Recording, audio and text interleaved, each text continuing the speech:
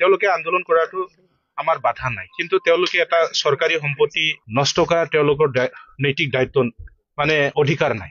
সেইকাৰণে মই গৰিহণা দিছো তেওঁলোকক, আৰু প্ৰশাসন বিভাগলৈ মই আহ্বান জনাইছো তেওঁলোকক অতিয়ে সোনকালে কৰায়ত্ব কৰক, যে এটা আন্দোলন কৰাৰ নামত তেওঁলোকে এটা নন ভাইলেন্স প্ৰক্ৰিয়াৰে তেওঁলোকে আন্দোলন কৰিব লাগে, তাত আমাৰ ক'বলগীয়া নাই। আমিও সমৰ্থন আছো, তেওঁলোকে যিটো ইছ্যু লৈ পেলাই আন্দোলন কৰিছে তাত আমিও সমৰ্থন আছো। সেইটো আমাৰ লগত যিহেতু ৰিলেটেড নহয় BTCৰ লগত, তেওঁলোকে ষ্টেট গভৰ্ণমেণ্টৰ লগত আলোচনা কৰিব লাগিছিল। ষ্টেট গভৰ্ণমেণ্ট আৰু চেন্ট্ৰেল গভৰ্ণমেণ্টৰ লগত আলোচনা কৰক, যিহেতু ফাইনেল অথৰিটিটো হ'ল চেন্ট্ৰেল গভৰ্ণমেণ্ট। আৰু ইয়াতে আমি দেখা পাইছো যে তেওঁলোকে যি ধৰণে আন্দোলন কৰিছে, যোৱাকালি আমাৰ এছেম্বলিক তেওঁলোকে এটেক কৰিলে, ইণ্টেনশ্যনেলি তেওঁলোকে কৰিছে। উদ্দেশ্য হয়তো আছিল তেওঁলোকৰ, আমাৰ যিসকল বিষয়ববীয়া বা আমাৰ MCLA আছে তেওঁলোকক হয়তো মই এইটোও ভাবো যে যিহেতু আমি আন্দোলন কৰি পেলাই আমাৰ বড়ো ভাইসকলৰ এই BTCটো পাবলৈ সক্ষম হৈছো, এই যে BTC এছেম্বলি ইয়াত বড়োসকলৰ তেজৰ বিনিময় আছে, গতিকে তেওঁলোকে অপমান কৰিছে, আমাৰ শ্বহীদ ভাইসকলক তেওঁলোকে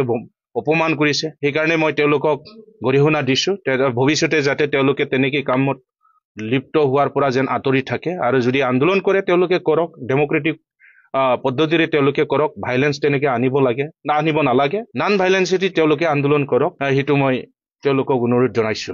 FIR আমি ইতিমধ্যে দিছো, যোৱাকালি ৰাতিয়ে আমি দিছো, কাৰণ ইমান এটা প্ৰপাৰ্টি ধ্বংস হৈছে, এইটো আমি FIR দিবই লাগিব। চৰকাৰে ব্যৱস্থাটো ল'বই, প্ৰশাসনে ব্যৱস্থা ল'বই লাগিব তেওঁলোকৰ ওপৰত, আৰু অতি সোনকালে ব্যৱস্থা ল'বৰ কাৰণে মই আহ্বান জনাইছো প্ৰশাসন বিভাগক। আমি আহ্বান জনাম যে যিসকল দুষ্কৃতিকাৰী এই কাণ্ড কৰিলে সিহঁতক অতি সোনকালে কৰায়ত্ব কৰিব লাগিব, তেওঁলোকৰ ওপৰত ব্যৱস্থা ল'ব লাগে।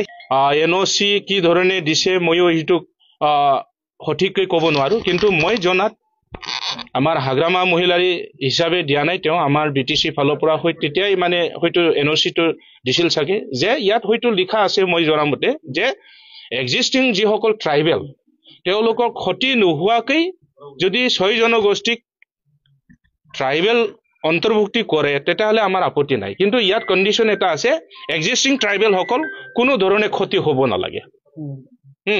যেতিয়া মানে নতুন 6 জনগোষ্ঠী ট্ৰাইবেলত অন্তৰ্ভুক্ত কৰা হ'ব, তেতিয়াহ'লে ট্ৰাইবেল যিখিনি কোটা আছে সেইটো বাঢ়াই দিয়ক, যদি বাঢ়াই দিয়ে তাততো আৰু ক্ষতি নাই। আমি এই সদনত বহি পেলাই আমাৰ গোটেই BTC অঞ্চলৰ উন্নয়নৰ কাৰণে, মংগলৰ কাৰণে ইয়াত আমি ভাল এটা পৰিৱেশত আলোচনা কৰো, তেনেকা এটা পবিত্ৰ সদনক ক্ষতি কৰাটো আমাৰ কাৰণে দুৰ্ভাগ্যজনক, লাজৰ কথা, মানে আনকনষ্টিটিউচনেল এইটো। সেইকাৰণে মই তেওঁলোকক আকৌ এবাৰ গৰিহণা দিছো, কাৰণ এইটো হ'ল পবিত্ৰ সদন।